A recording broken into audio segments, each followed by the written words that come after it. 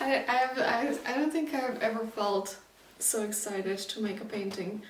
Started doing paintings once a week. It's good. It's good to lower the workload. Hi. Hi, welcome to my multidimensional living room. I'm gonna be painting energies today, as always. If something finds you in the right place at the right time and helps you connect the dots, then that's great. And if it doesn't, it might be for or from somebody else. I would kindly ask you to support the channel by liking, sharing, subscribing, commenting, so that more people can come in contact with it and what I'm doing and what I'm saying. And I would suggest you to use your intuition and use your discernment at any given moment in time. Other than that, if you would additionally like to support the channel, I have created something called units, which are tiny energy paintings that I can create for you, and I also opened up the possibility for micro energy readings, and the link for that is in the coffee. So if you go to the coffee shop, you will find that except donations and personal readings that are in depth, you can also book those micro things. So check this out if it speaks to you. Okay, let's start. I'm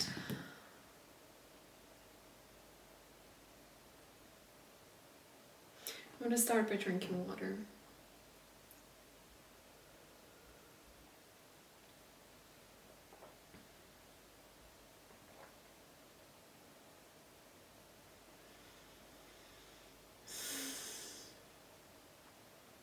Okay.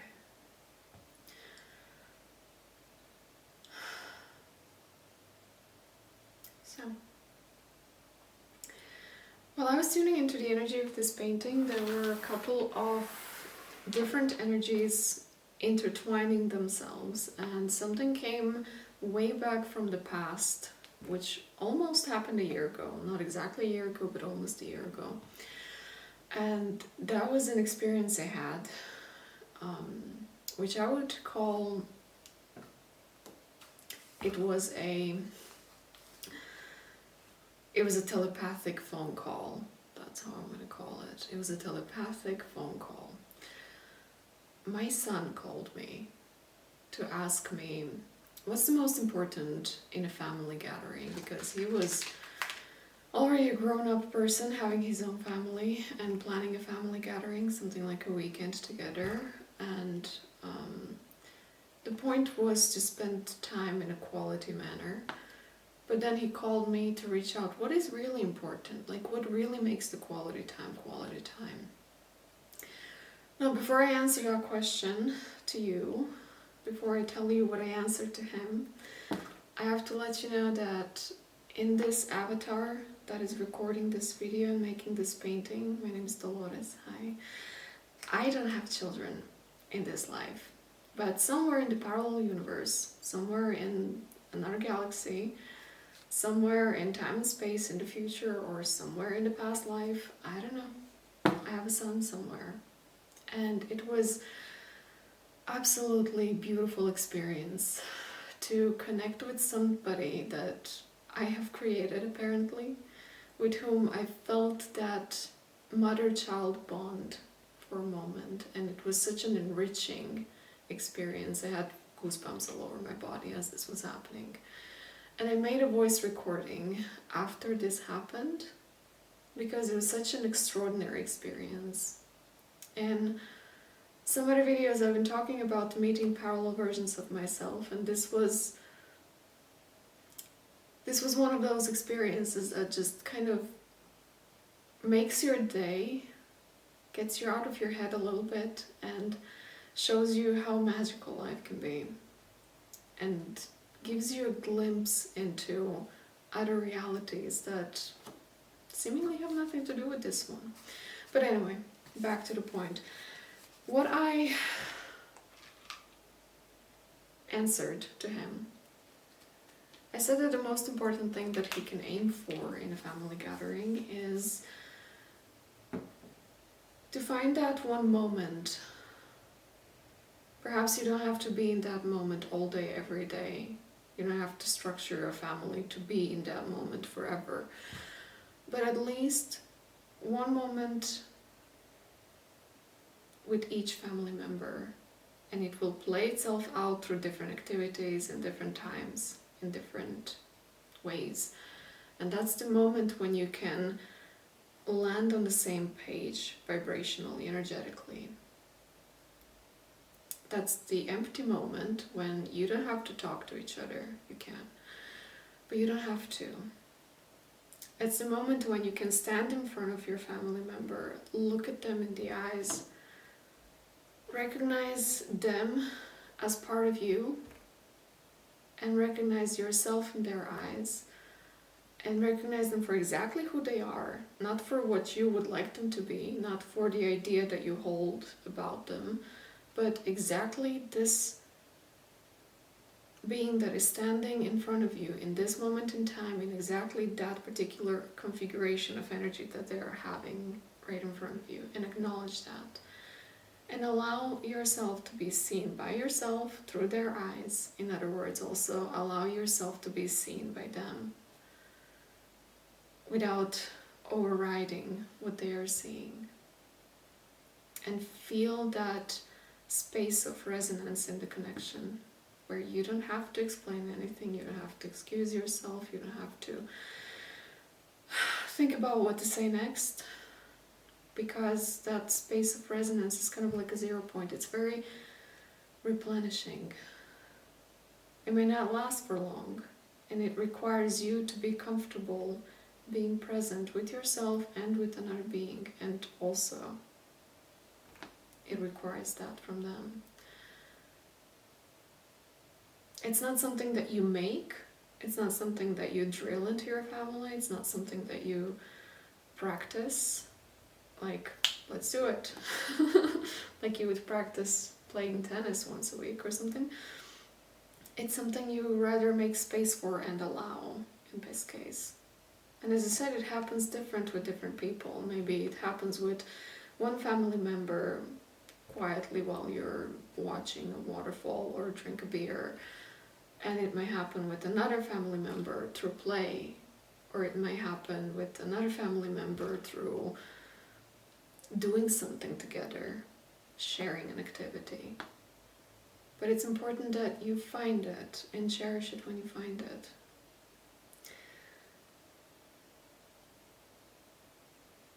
That's what I told him. Now, I don't know if that's something that you have in your family already, and if you do, you're very lucky. That ability to just look at somebody in their eyes and acknowledge who you are to each other, and rest there and replenish yourself in that connection. That's something to be deeply grateful for, and to appreciate it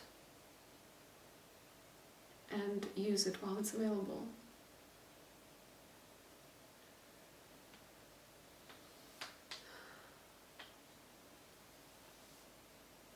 My parents, from this physical body parents, have taught me that it's really important to have an open channel of communication. And the way I'm seeing it is, it's like a channel, like an empty space, this 0 point, almost like without gravity in the middle, where you can access each other through that channel freely and openly. And the rules for my family were: never be afraid to say anything, to share anything. If you're afraid of something, if you have some concern, if you're worried about something, if you feel something, if you want to say something, you should never be afraid to reach out. That turned out in practice, it's been easier said than done, but I'm not blaming anybody here. I'm rather acknowledging that what I described as an ideal, what to aim for, isn't easily available even to the best of the people and best of the family, and each family has their own things that they are going through. And sometimes there's a lot of gunk in that channel that you kind of just need to either flush out somehow, or just life flushes it out for you somehow. Or you need to actively work on both sides, on both ends, to clean it out and to make space so that you actually, and whoever is involved with you and your family, chosen family or biological family, however, so they actually feel safe and free to be in that channel, to be with themselves first and foremost, and then be with you, and you be with yourself first and foremost, and then be with them. That freedom and safety is what then encourages communication, where the communication doesn't need to be an override, an overlay. It is something that is organic, bonding, and adds to that quality time. But we all know that we sometimes find ourselves in those connections where that channel isn't so comfortable, and there is our stuff and their stuff in a way, and you can't really fully see each other on the same level. And you perhaps don't even want to, because it's too uncomfortable.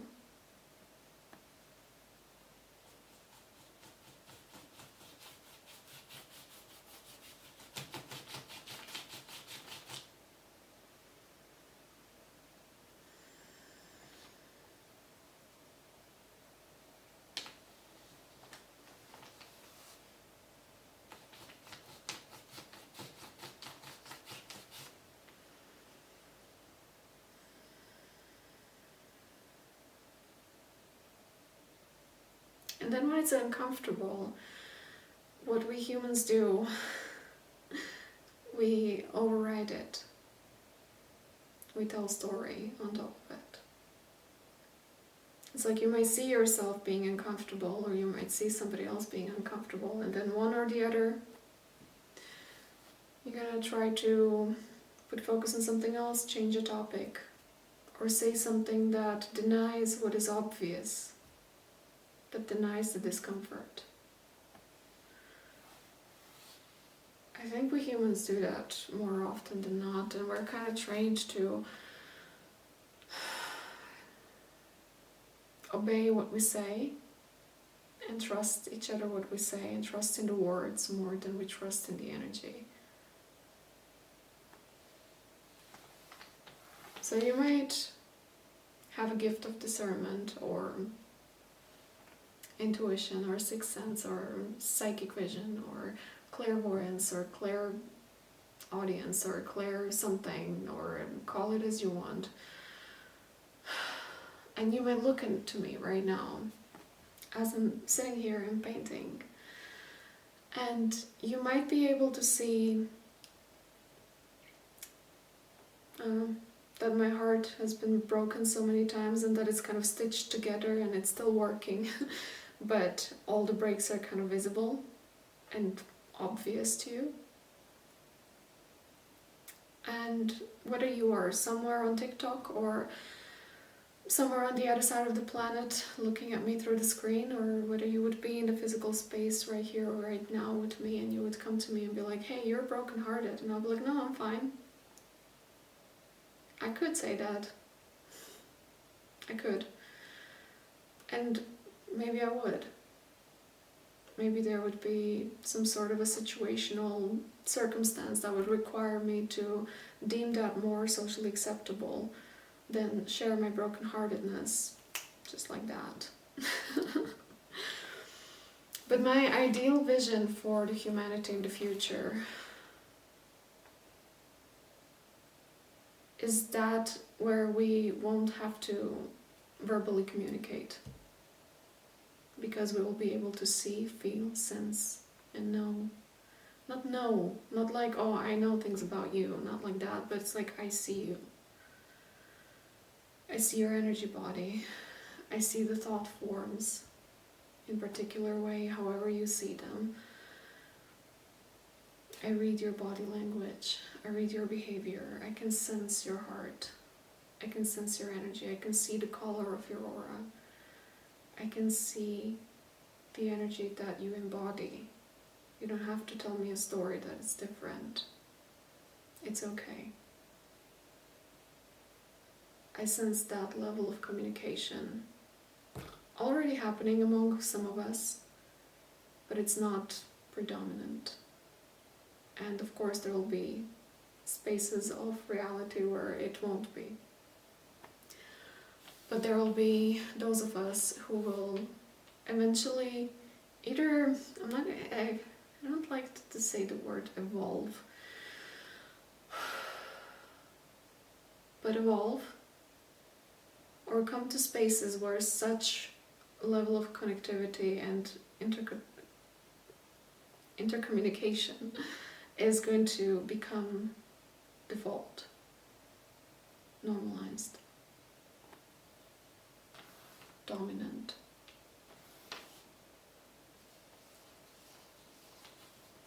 It's going to be honest, transparent.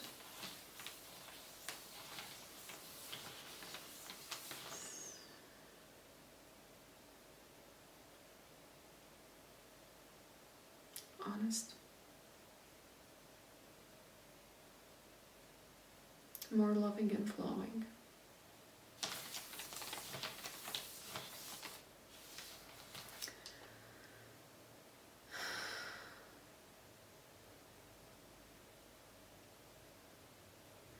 The reason why these energies came out the way they did is because I was contemplating about, wasn't even contemplating about, I was just naturally collecting energies for the paintings, and the visions that came to me were resembling, you see the soul blueprint behind me, that painting? Imagine this painting being in 3D. That was the vision that I was having. And it was about how our parents or caregivers, like our primary caregivers, and how their energy blueprint, how their soul blueprints are playing out through our soul blueprints and through our general energy. If you have done any kind of mother wound healing or father wound healing, then you will know how that plays out. What I was saying is more abstract, so I'm just gonna stick to how I see it, and I'm not gonna try to match it to what I know to be true and how things work. But I was seeing the soul blueprint, this painting behind me, being externalized into a 3D model, and it took a shape of a mountain. And so the outline of the mountain was kind of like a mountain, but the mountain was permeable. It had holes and tunnels and, yeah, hidden spaces inside where the energy was moving through.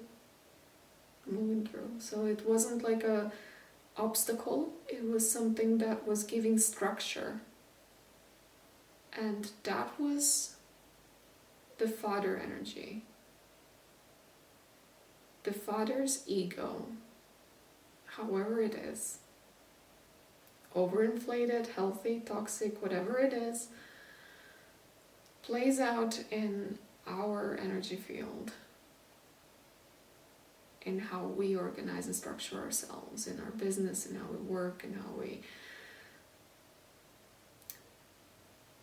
how we do business in the world, how we show up in the world. And even after we fully claim that we are not our parents' children anymore, we are grown-up adults who have ability to create their own lives. Even then you can see how your father's ego reflects itself through the way you show up and how you present yourself to the world. My legs are asleep. And on the contrary, I was also seeing how our mother's energy is playing out through, not like a mountain, but like a river that can go either through us or in any kind of direction. And they're like, I was seeing multiple visions of how that actually can translate. It can either like pour on top of us and go through us and radiate through us, or it can move like a river coming from one direction and go through us and then move us into the other direction, or move through us in the other direction. Or it can also go around us. It can be like a river that has multiple corridors, corridors, and go around you, so that you don't really experience the love flushing through you, through your body, but it goes around. That's what I was saying. And that was really interesting. So I was really looking into like, what does it mean? And I was getting examples of overriding, overlaying, creating an artificial reality and placing it on top or in front or behind somebody. A reality that doesn't really have to do much with the person, but it's something that is kind of mentally created.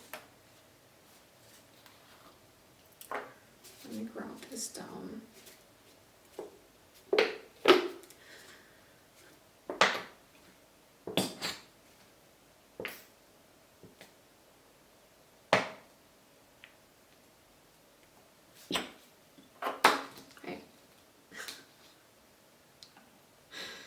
Did you see what just happened here? There's this, I think it's called spin top, that toy that it has like a point and then you put it around. In Croatian that's called 𝔱𝐿𝐿. That's how my dad used to call me when I was a child. 𝔱𝐿𝐿. Anyway, mother's love going around us. Examples. It doesn't need to be just mother's love, it can be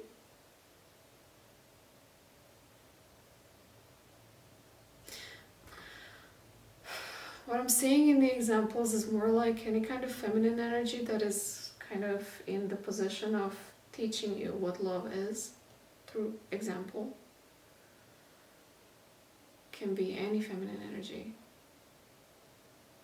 It doesn't really have to do much with gender at the end of the day, of course.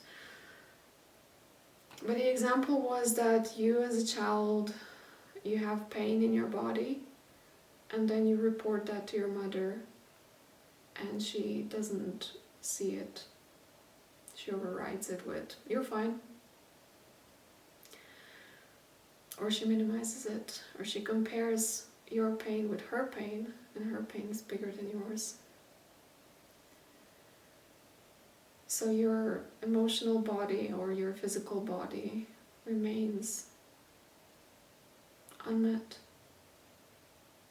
unseen for what it is.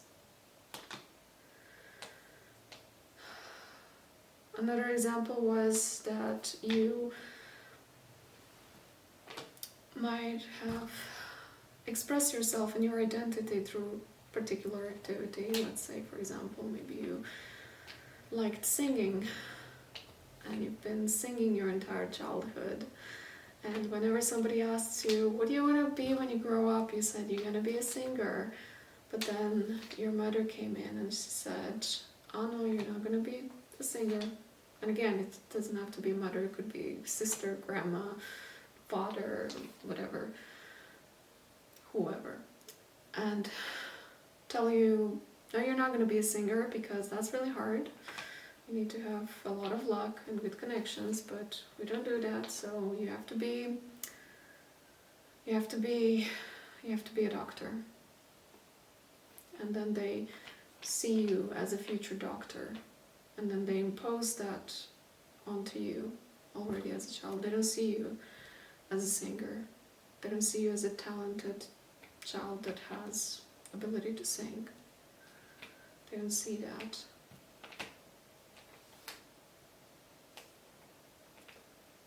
And that might go on for a very long time, even in your adulthood, even when you do become that singer.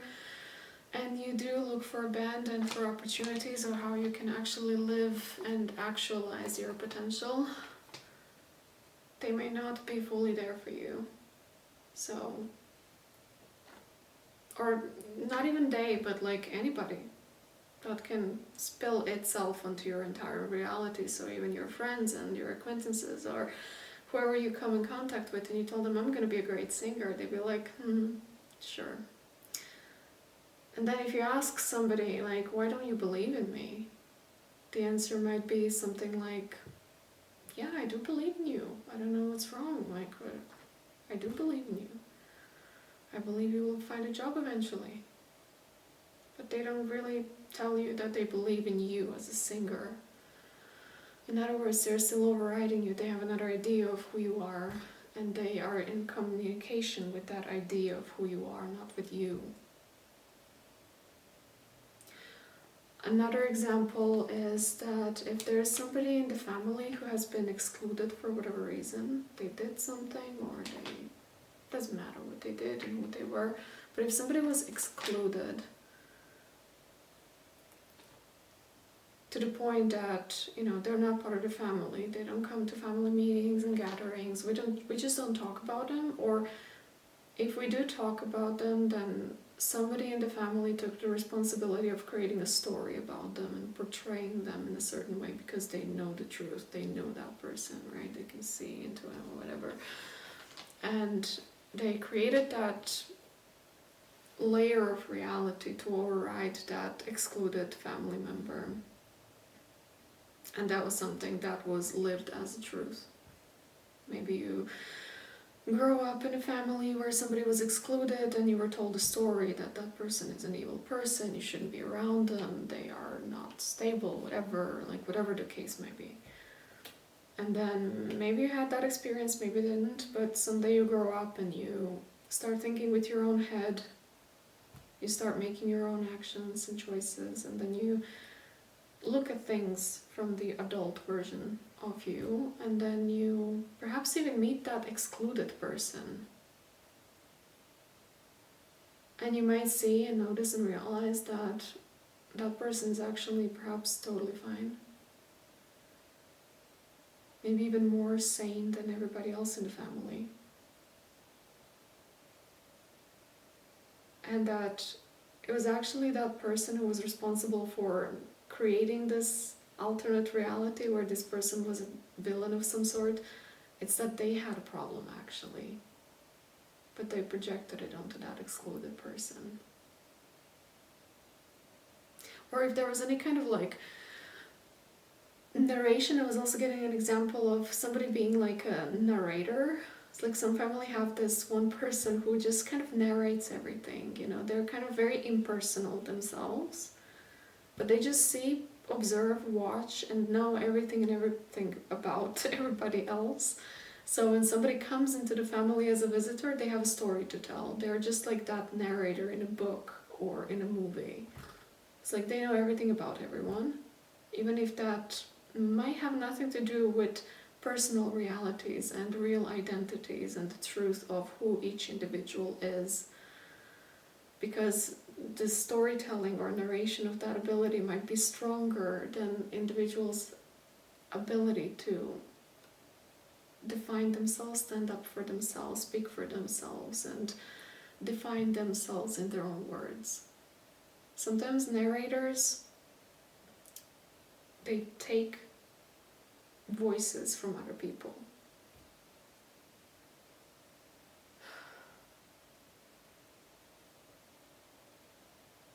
And when this type of, all these examples that I just counted, when this type of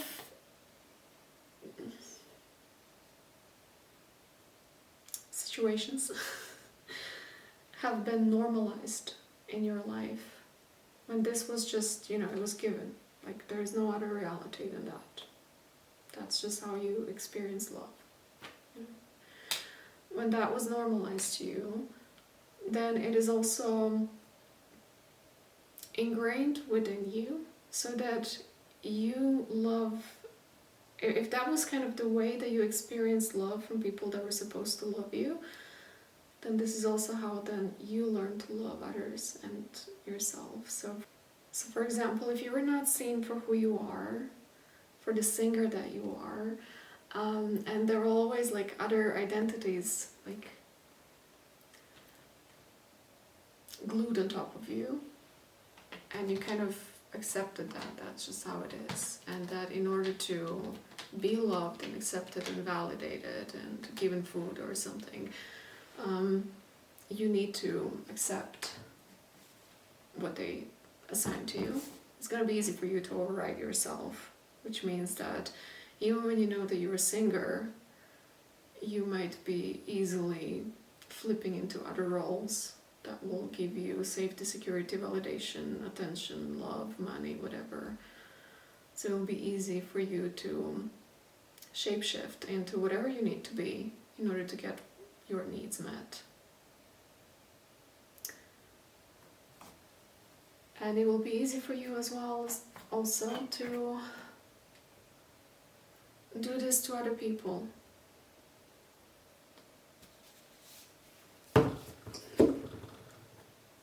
And that is to see a version of them that you see in your mind's eye or in your heart for them that might have nothing to do with who they actually are. And I know that some people would argue with me and they would say, Dolores, you don't see the world as it is, you see it the way you are. And that's partially true, I agree. While you're projecting, while you're living from the mental space, yeah, then everything is you. You only see yourself. Yeah, that's true. But when you dissolve yourself, when you dissolve yourself, when you dissolve your ego, in those moments you actually can see that the world is way much more than your mapped internal map of reality. It's way much more than you could comprehend. And then there's, yeah, words are not wording here. There's way much more than you can comprehend. And each person has their own internal reality. I think that realization is called Sonder, something like this. And it's all simultaneously happening. Yes, you see the world the way it is, and then you also see the world the way you see it. And it's just kind of bouncing off of each other, and it just is. It's both at the same time, and more of that, more than that. But if you found yourself in those situationships, feels so good to say that word in this moment, because that's what it is. It's a situationship. When you feel intense love for somebody who does not reciprocate that love back to you, but you love them anyway. You love them. And it's not the type of a love of, like, for example, I love my dad even though I don't see him every day. Not like that. It's this intense, burning, passionate, overcharged, amplified love that comes with all kind of fantasy and all kind of looking into possibilities of what could be if it would be. That type of love. Love that you indulge in emotionally. A chemical love. And you indulge in it even when nothing really comes back to you. And you live in that hope that if you indulge hard enough, long enough, if you persist, if you convince yourself and all your parts of yourself that you just like really love this person, because you really do, then this person might look back to you. That's what I wanted to say. And the person might love back to you. That person might love you back. But they don't. They don't. Here you can realize that what you're doing, actually, you don't love that person. You love yourself. You love, not yourself, you love your idea of them, which is still you. You're doing that override. that somebody did to you, you're not actually meeting that person in the space where they are. They might be completely, openly, actively letting you know that they're not on the same page. They might be clear and blunt and rude even to let you know that they're not on the same page. But you might be really persistent at, yeah, but I love. And you may argue just like 𝐤𝐵𝐻, and I think it was Adaptation, I'm not sure, said beautifully in that film, when his brother asked him, why do you love this girl who was a bitch to you? Like, she laughed behind your back or something like this after you left, and you loved her. Why did you love her? She was such a bitch. And he said, yeah, I know. But that love was mine. It was me who felt it. I get to love. I get to experience that love. It was me. It was my love. And I love love. Something like that. And it was beautiful how he said it. And when you're in that space of claiming love for another person as your own love, and you love loving, so why wouldn't you? It makes sense. It's very reassuring, and it's really, really beautiful to claim love for others as a form of a self-love. But in the long run, that love actually drains you. Makes you tired and dry, makes you angry, resentful, bitter, and makes you hate this other person. Makes you look at them, see them as a horrible beings that they are. Ask yourself, well, you don't know what have you seen in them earlier when you loved them? You minimize them in your eyes. You hold them responsible for not loving you back, while you swim in your little pond of hate, resentment, bitterness, and depletion. So it's not a good place to be. Feels good in a moment, but it kind of takes away from you in the long run, because it's kind of like an addiction of anything. Cigarettes, alcohol, drugs, gambling, you name it. Gives you a temporary high, it feels good, it helps you distract yourself from reality that sometimes really doesn't feel so good, like not at all. And of course, in that moment, it feels like you need that love. You wouldn't survive without it, and in some cases, that's really true. In some cases, those people really enter our lives so that they can boost our energy while we're going through something else that is crashing, that would normally be so fucking draining. But it's also not good to be on the other side of receiving that kind of love. And at some point you realize that what you're doing isn't really loving at all. As I said, like, you're not meeting that person exactly where they are. You're overriding their own agency, their own autonomy, their own identity, their own choices, their own boundaries.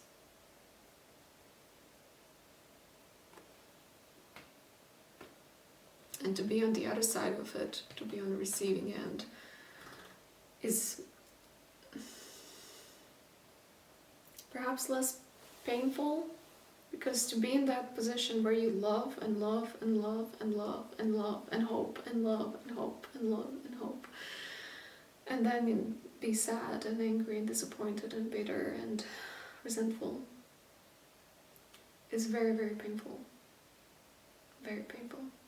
But to be on the other side, on the receiving end, is very uncomfortable. Maybe not as painful, but it's uncomfortable. And often it's not the case of... It's like when you're on this giving side, then you also might fall into this like gap of explaining to yourself, like, yeah, it's because they're living the ego, it's because they're afraid, because their heart is closed, because they're traumatized, because they have unresolved issues, because they're stuck in a matrix, because all types of justifications that often have nothing to do with reality.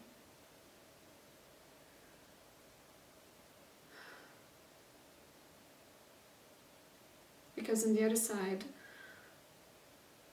it's not that your heart is not open, it's not that you're afraid, it's not that you don't know how to love, it's not that you're stuck in a matrix, it's not that you have karmic cycles to complete before you can finally allow somebody to love you against your own will. It's that when you're on the receiving end of something that isn't approved, it's not verified, you're threatened, for real. Like, not even just like emotionally threatened of like, oh my god, I'm gonna get hurt. No. It's like your safety is threatened. Your identity is threatened. Like, there's somebody who does not see you for who you are, does not respect your boundaries, does not have respect for your being. And they call it love. And often that's not love. And what you do out of love is to protect yourself, set boundaries, build walls, remove yourself, communicate clearly, until they eventually, hopefully, realize themselves.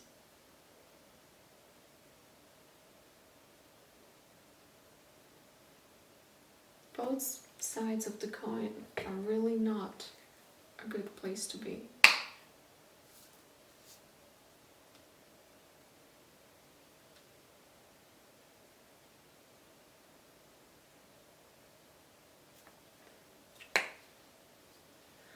I'm hearing the words nothing in between.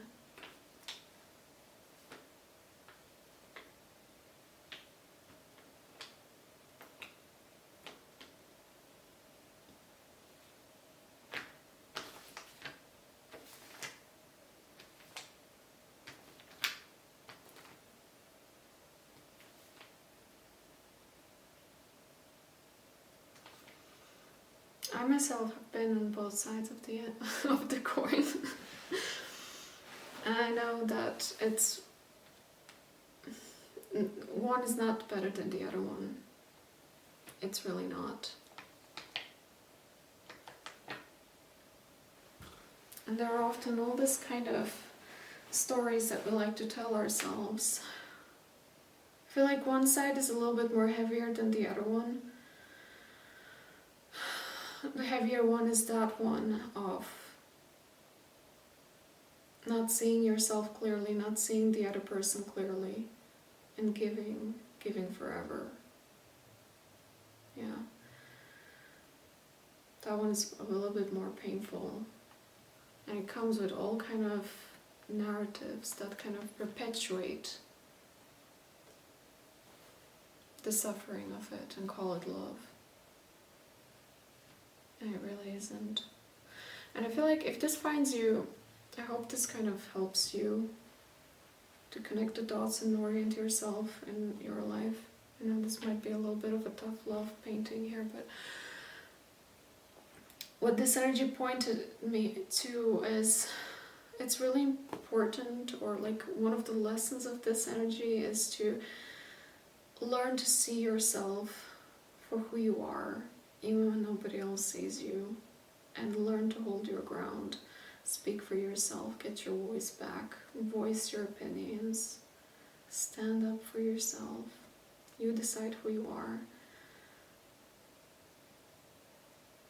And hold discipline within yourself when you decide who you are. If you decide that you're a singer, then you're not gonna apply for jobs where you are not a singer. And accept that as an identity, not like a logistical way of supporting yourself, but like, okay, somebody wants me to be, I don't know, something else. Well, I guess I'm just gonna do that. Like, remove yourself from this. When somebody asks you what's your name, you saying, my name is whatever you want me to be. Or like, call me what, how did they say that? I think that was like in Pretty Woman, or somewhere in a film, what's your name? My name is whatever you want it to be. Yeah. Stop putting yourself in that position. With anything you do. With anything how you define yourself in life. Because that identity that you embody is what then projects the reality that you're living in and creates the world that you are then actively participating in, even when it feels like it's just something that's happening to you. And if this finds you in this over-loving, forever giving energy of thinking that it's a very loving thing to do to love somebody who doesn't want you to love them. I mean, you can't really, like, if somebody wants to love you, love them. But this type of creating a relationship inside of your head and planning your future and holding somebody responsible for catching up to what's going on in your head while they are clearly stating that they are not participating in your fantasy with their own life force. Try seeing that actually more loving thing is to respect their boundaries and meet them exactly where they are. Not meet them in terms of I love them, they don't love me, and so I see that they don't love me, and I take that they don't love me, and then I go around the planet and talk to everybody how they don't love me and make a problem about it. That's not meeting on the same page. That's still you being in your own world, addicted to problems. Try seeing that actually the more loving thing to do is to have respect for another person's boundaries. Sometimes people have boundaries for reasons. Not because they're afraid, not because they're egoic, not because they're selfish, but because they're actually protecting themselves. And sometimes I know it's a really hard thing to accept that sometimes people need to protect themselves from you. And that sucks. But sometimes that's life too. And I think I'm going to end it here. It kind of relates to the last painting that I said, like when you have like a reality that is lived with your body, like your body already tells you what the truth is, and then you don't like it. And you really want something else to be true, but you hope that if you just convince yourself this is going to be true, then this is going to become true on top of this. But it's not really. It's like you have to accept what is true in your body and take it from there, even if you don't like it. And as you take the truth for what it is and you take it from there, even if you don't like it, that which isn't true has more space to come to fruition.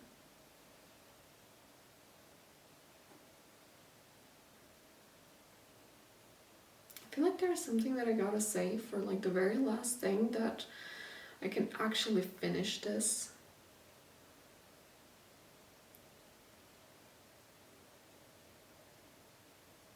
I feel like I haven't been clear enough. Like there's something that I gotta say that is just like not like an attempt to snap fingers, but like snap fingers.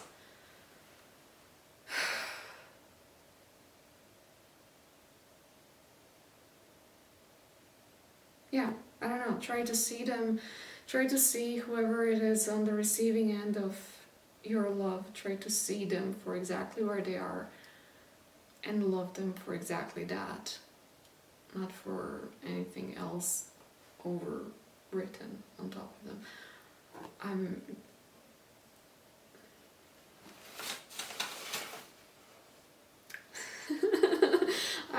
going to try to find my way out of this, trying to find the right words for the energies that I'm looking at. In other words, I'm going to end it here. Thank you for being here. My physical body feels a little bit restricted with the installation of my jewelry body headpiece. But it's good. It's good. I feel alright. So thank you for being here. Thank you for supporting the channel in any way, shape or form that is alright for you at this moment in time. And yeah, feel free to leave the comments and share your experiences and share your impressions and how this painting found you. I forgot to say at the very beginning of the video, but at the end of the video you will find a painting so that you can actually look at it for yourself and see if it tells you something that I couldn't find words for. So I'll see you in the next painting.